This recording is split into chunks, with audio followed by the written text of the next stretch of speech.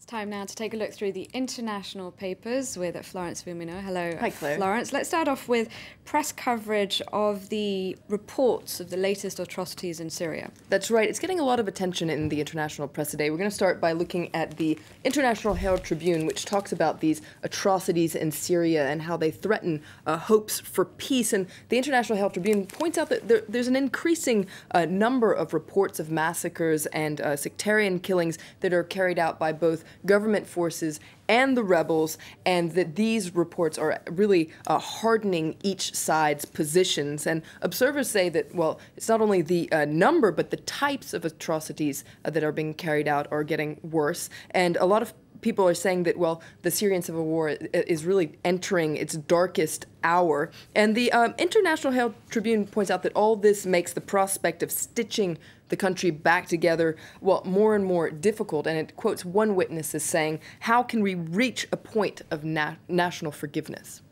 And there's a particularly disturbing video. It appears to show a Syrian rebel eating the heart of a soldier. That's right, and this is a video that you can easily find online, and The Guardian actually points out a little bit more what's going on here. Now, it shows a Syrian rebel commander allegedly eating the heart or liver, it's unclear which one it is, of a dead government fighter, and it sparked a particularly harsh outcry across the world. Now, originally there was a doubt over whether the film was actually real, but the man in the video himself, a certain Khaled al-Hamad, he himself has admitted to journalists that that was indeed him, and he said that he did indeed mutilate this corpse. And now, he said he did it because he found on the dead soldier's cell phone images of him actually violating some women, and so it was an act of revenge, according to this man. Now, the Time magazine also talks about this very disturbing video,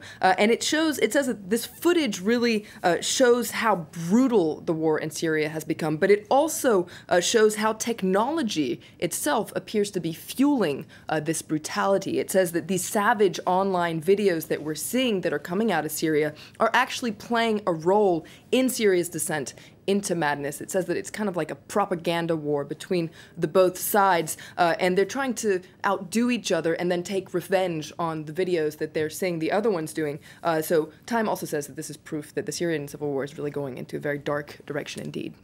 And what are the papers saying about a U.S. diplomat accused of spying in Russia? Well, the New York Times has an article that calls it "From Russia with Wig," and it comes over this story that seems very bizarre, according to the New York Times. This U.S. Diplomat named Ryan Fogel, who is being kicked out of Russia for being arrested, allegedly carrying 2 wigs, a bundle of money, a mysterious letter calling on people to cooperate with the U.S. It's very mysterious. Sounds like something out of a spy thriller. That's right. Or maybe an Austin Powers movie or something. Now, The Independent points out that, well, it comes at a weird time because it seems like Russian and U.S. security forces have actually been cooperating ever since the Boston bombings, and Washington actually has not denied that this man was a spy. So it's very mysterious indeed, and it's not the first time that there have been these allegations of spying between the U.S. and Russia. So far, it gets a lot of attention in the media, but doesn't seem to really sour their relations.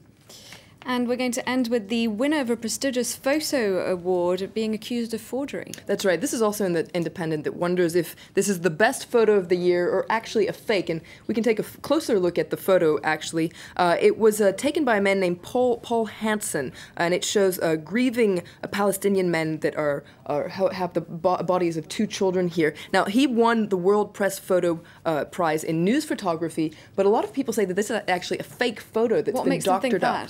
Now, they used forensic science to show that it's actually been a composition of several photos. He maintains that it's a real photo, and actually the foundation is going to double check. All right, thank you very much, Florence, for taking us through the papers. And thank you for watching. Stay tuned to France 24.